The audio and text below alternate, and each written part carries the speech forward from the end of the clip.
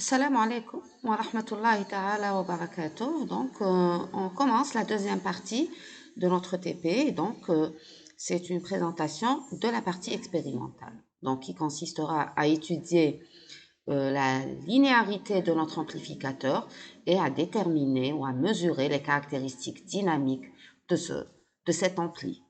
Alors, allons-y avec l'étude de la linéarité. Avant de passer à la réalisation de notre montage, nous allons fixer la valeur de la tension de polarisation qui est de 12 volts. Alors pour cela, nous allons utiliser une source de tension stabilisée. La voici. Voilà. Sur la face externe de cette source, nous avons un bouton qu'on doit activer pour l'allumage de notre appareil. Nous avons donc un vernier qui me permet de fixer, de faire varier la tension délivrée par le générateur, et un cadran au milieu sur lequel on a une aiguille qui dévie. Donc on a une aiguille qui dévie à chaque fois que je change la tension appliquée. Alors, pour pouvoir appliquer une tension sur un système extérieur, nous avons donc ici 3 boutons, un bleu, un noir et un rouge. Alors, si j'applique, alors le noir, c'est la Terre, c'est le potentiel 0, donc c'est la sortie de la Terre. Et donc le rouge, c'est la borne positive et le bleu, c'est la borne négative. Donc si je place ma sonde ou ma mesure je prends ma mesure entre le noir et le rouge, ma tension délivrée va varier entre 0 et 15 volts. Si je prends ma mesure entre le bleu et le noir, donc ma tension va varier entre 0 et 15 volts aussi, et le bleu va être le nouveau 0. Et si je prends donc entre le bleu et le rouge, je vais avoir une tension qui varierait entre 0 et 30 volts. Voilà. Alors, maintenant, est-ce que la lecture de la déviation de l'aiguille est assez précise pour dire que, par exemple, j'ai fixé 12 volts ou 10 volts ou 15 volts? Eh bien non.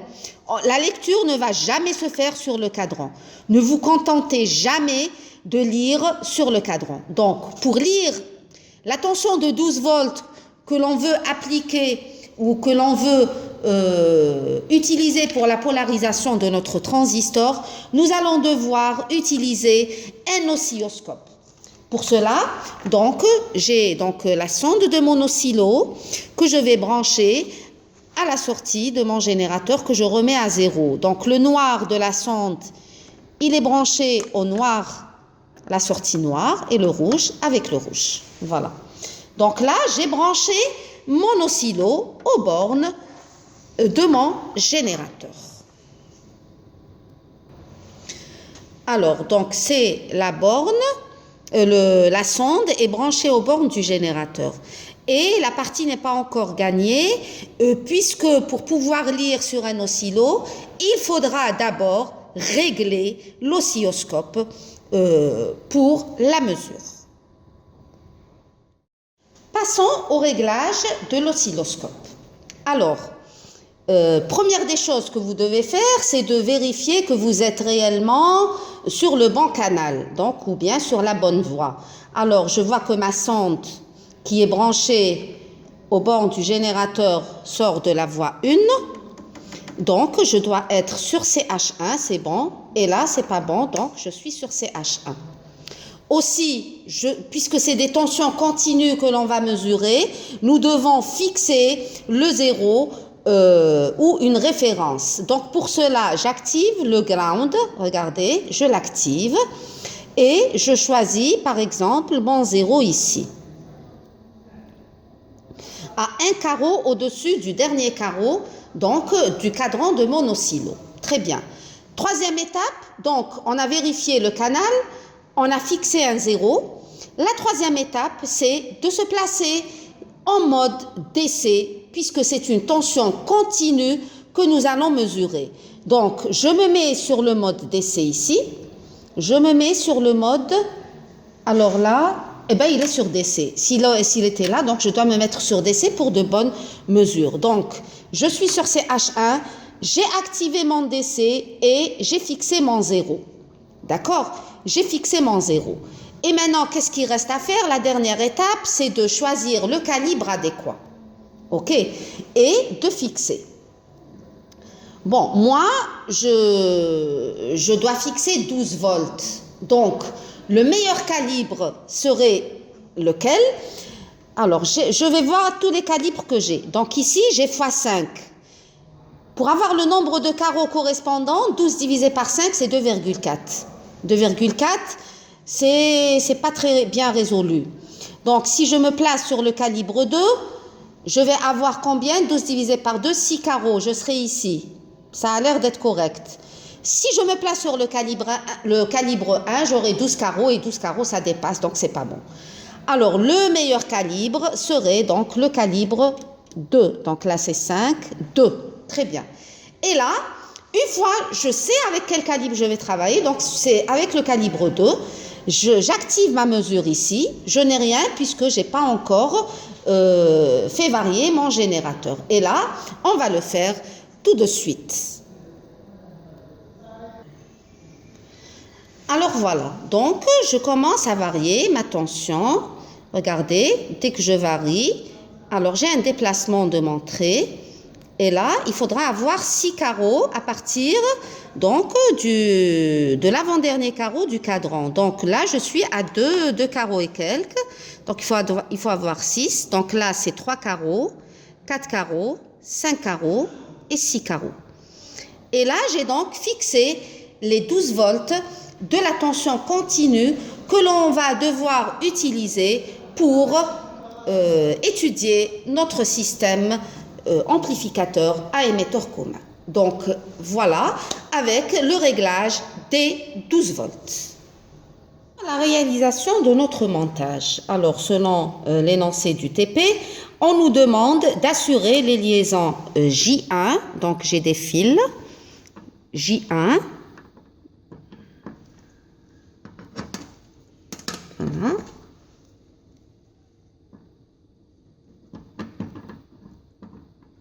Voilà. Donc ça c'est J1 et J2, donc ici. Alors ainsi, mon amplificateur est prêt pour être étudié. Donc j'ai R1, R2 et donc j'ai assuré la liaison entre RC et le collecteur ici qui est C. Et ici, j'ai assuré la liaison entre le condensateur CE qu'on appelle condensateur de découplage avec la résistance de l'émetteur RE. Très bien. Maintenant, qu'est-ce qu'il reste à faire pour notre étude? Il reste tout simplement à relier les bornes où c'est écrit plus VCC égale 12 volts, donc c'est l'alimentation.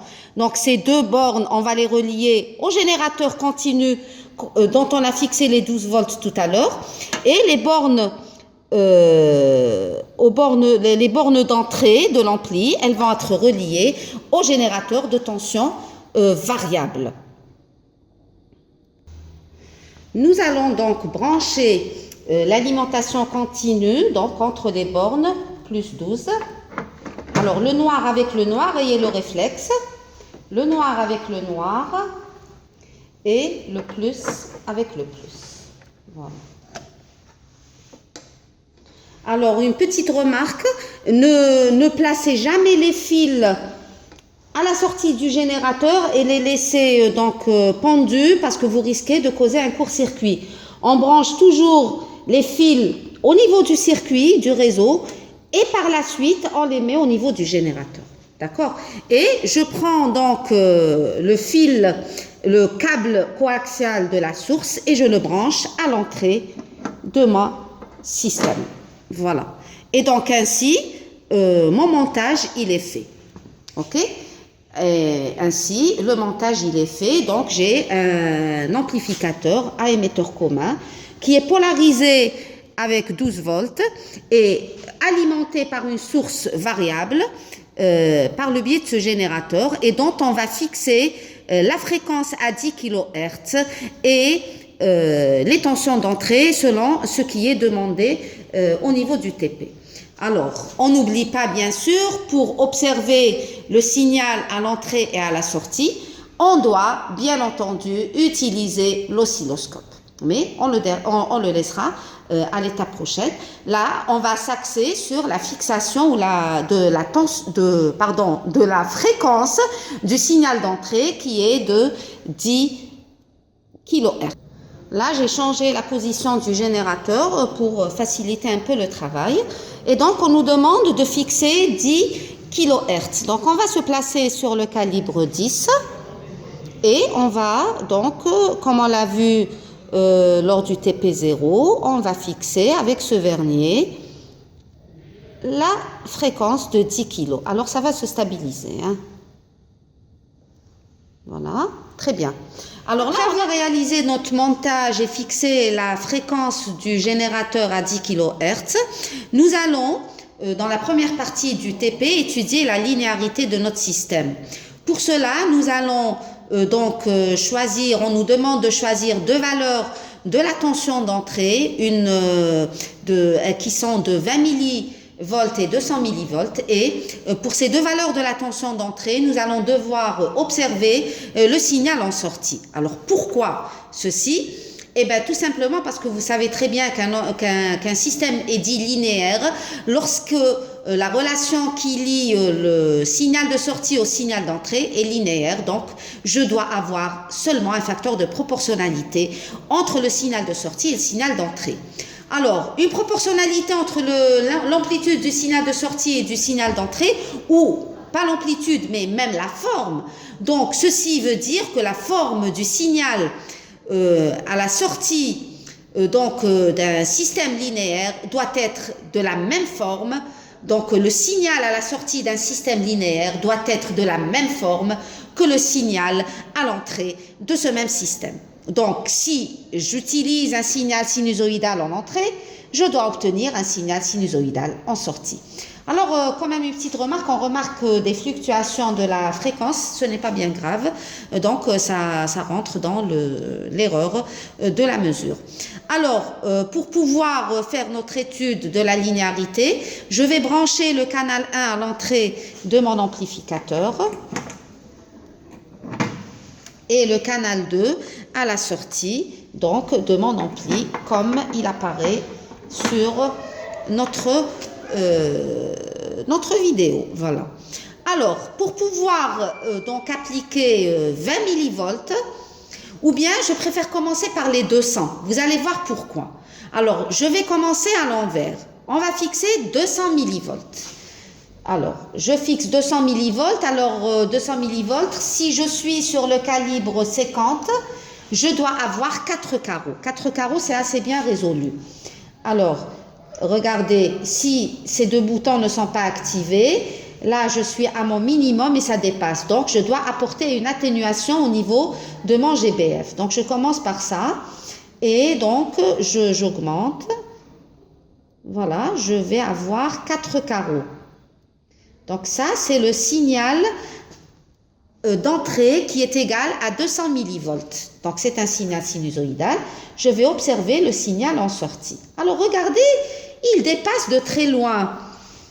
Alors, je dois changer de calibre pour le visualiser. Ah, pardon, je suis sur le canal 2. Pour la sortie, je suis sur le canal 2. Donc, le signal est complètement déformé. Regardez, il y a un écrêtage de l'alternance négative et un écrêtage de l'alternance positive. Alors, regardez, sans se soucier de la valeur de la tension à l'entrée, je vais faire varier mon signal d'entrée et observer le signal en sortie. Donc, je vais diminuer le signal d'entrée. Je diminue et je vais voir qu'en est-il du signal de sortie. Moi, je vois que la sinusoïde s'améliore. Mais là, je suis à l'extrême. Je ne peux plus diminuer. Donc, je vais tirer pour apporter encore plus d'atténuation. Et là, j'augmente et le signal est aussi déformé. Regardez, l'écrêtage, il y est toujours. Donc, il faudra, regardez, donc, c'est trop grand. Il faudra qu'on diminue la tension d'entrée pour éliminer cet écrêtage.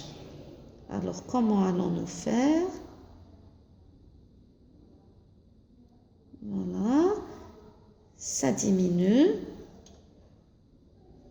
Alors, voilà, je dis, voilà, là, c'est bientôt, regardez, voilà, bon, là, c'est encore un peu déformé, donc je diminue encore, et là, j'ai une très belle sinusoïde. Là, j'ai une belle sinusoïde, et je vais donc lire la tension d'entrée qui me permet d'avoir cette belle sinusoïde. Donc, je me place sur le canal 1, et je vais lire la tension qui me donne cette sinusoïde non déformée. Et donc, je suis à environ, donc, regardez, donc je suis à 2,4 carreaux que multiplie 10. Donc, si je me mets sur le canal 5, sur le calibre 5, pardon. Donc, voilà, 1, 2, 3, 4, 4,6 volts, 6 carreaux, donc 4,6 carreaux. D'accord, avec le calibre 5, donc vous multipliez 4, combien on avait dit? Donc 4,6 fois 5, ça donne 20. Et 0,4 fois 5, ça donne... 0,4 fois 5, c'est combien? C'est 2. Donc c'est 22 millivolts. Donc c'est 22 millivolts. Et c'est pour cette raison qu'on vous a demandé donc de prendre 20 millivolts pour être sûr que vous êtes en mode linéaire. Donc voilà, si je diminue à 20 millivolts, voilà, et j'observe le signal de sortie, voilà, le signal, il est toujours donc sinusoïdal. Mais ce qui est à remarquer, c'est qu'il est sinusoïdal et il a une amplitude qui est bien plus importante. Parce que là, regardez, le signal d'entrée, je suis sur le calibre 5. Pour le signal de sortie, je suis sur le calibre 1. Donc, je rentre avec 20 millivolts et j'en sors avec 1, 2, 3, 4, 4,5. Donc, 4,5 fois 1, 4 volts et demi. Donc, c'est énorme. Et c'est pour ça que c'est un système amplificateur. Donc, il amplifie le signal. En entrée, j'ai de faibles signaux. En sortie, j'obtiens des signaux qui sont importants. Alors, voilà avec la première question de notre TP. Donc, le domaine de linéarité. Donc, pour pouvoir être dans le domaine de linéarité de notre système, il ne faut pas qu'on dépasse, pour cette maquette, il ne faut pas qu'on dépasse 22 millivolts. Alors, sur d'autres maquettes, il se pourrait que l'un de vos camarades trouve 40 millivolts, 50 millivolts, ça dépend. Ce qui est certain, c'est qu'au niveau de l'énoncé, on a fixé la tension de travail avec laquelle nous allons alimenter notre circuit, notre amplificateur, on l'a fixé à 20 millivolts pour être sûr d'être dans le domaine de linéarité pour toutes les maquettes. Passons à la détermination des caractéristiques dynamiques de notre ampli. Alors, on commence par déterminer ou par mesurer le gain en tension à vide. Donc, le gain AV0, c'est VS0 sur VE. VE étant fixé à 20 millivolts, on peut le vérifier. Donc, 20 millivolts. Je suis sur le calibre 5 et j'ai donc... bon, ça a légèrement diminué. Et donc, je vais avoir 4 carreaux. Voilà. Et là, donc, la première valeur qu'on va mesurer, c'est le gain en tension à vide. Pour cela, on doit déterminer ou mesurer la tension à vide VS0. Et donc, il suffit de se placer sur le canal 2, voilà, sur le canal 2, et de lire donc la valeur. Alors, vous avez le calibre, vous allez, et donc chacun va faire ceci sur sa maquette. Passons à la mesure de la résistance de sortie de notre amplificateur. Alors, pour cela, nous devons retenir la valeur de la tension à vide. Donc, on a combien sur le calibre 5? Nous avons 4,6 carreaux. Il faut le retenir. Donc, 4,6. OK. Pour déterminer la résistance de sortie, qu'est-ce que je vais faire? Je vais brancher à la sortie de l'ampli une résistance RS, une résistance variable qui est constituée donc d'une batterie de résistance variable. Alors je vais assurer la liaison série entre ces deux, entre ces deux boîtes AOIP. Et bien sûr, sans vous le rappeler, vous savez très bien qu'une boîte AOIP doit être positionnée de sorte à avoir un L renversé en face et la marque AOIP doit être juste en face. Alors, pour la placer en parallèle avec la sortie, donc je prends un fil ici, je le branche là et je prends un autre fil et je le branche à l'autre extrémité de la boîte. Et là, lorsque je fais varier ma résistance, regardez là, j'ai placé une résistance au hasard, ma tension de sortie a changé. Alors si je mets une résistance variable, une résistance pratiquement infinie, qui est très grande, regardez, si je mets le fois 1000, je le mets à la position extrême.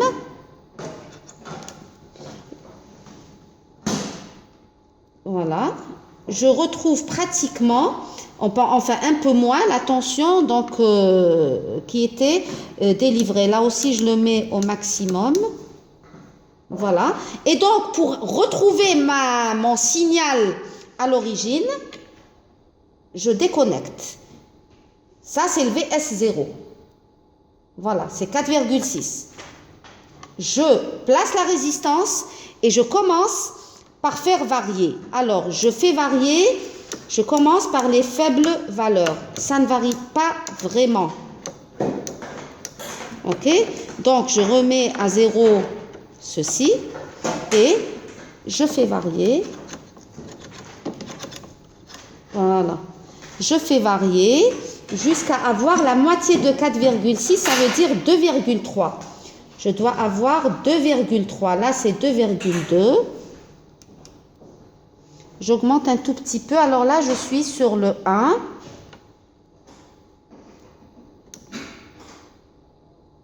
Voilà. Alors, j'augmente le calibre pour une bonne lecture. Alors, je suis sur le calibre 0,5. Donc, je multiplie par 2.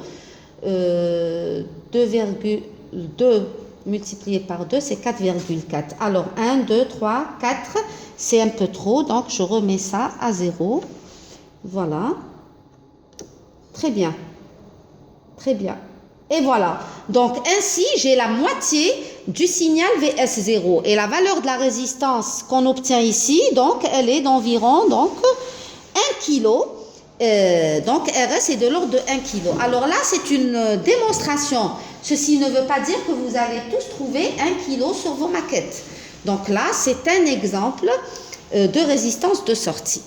Maintenant, pour la résistance d'entrée, on va opérer autrement.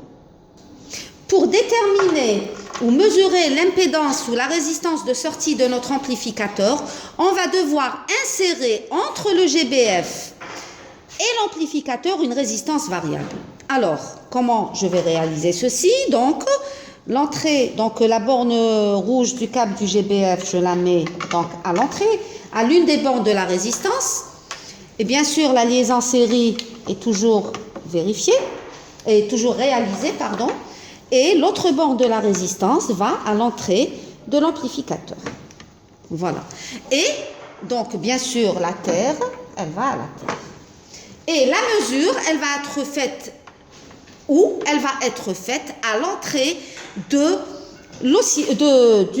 l'amplificateur, pardon. Voilà, donc à l'entrée de l'amplificateur. Et je fais varier, donc si je mets mes résistances à 0, c'est comme si que je n'ai rien fait. Voilà, je retrouve mon signal d'entrée qui était de 20 millivolts. Regardez, je suis sur le calibre 5. 1, 2, 3, 4 fois 5, c'est 20 millivolts. Donc, je n'ai rien changé. Alors, maintenant, on va faire varier les résistances de sorte à avoir 2 carreaux. Et donc, je commence par les petites résistances. Regardez, ça change, ça change. Et là, est-ce que j'ai 2 carreaux? Je vois. J'ai un peu plus que 2 carreaux, là. Voilà, Voilà. Et là, j'ai pratiquement 2 carreaux et la distance d'entrée de notre système est égale à 500 ohms et qui est donc un ordre de grandeur valable pour les montages à émetteur commun avec résistance d'émetteur découplée.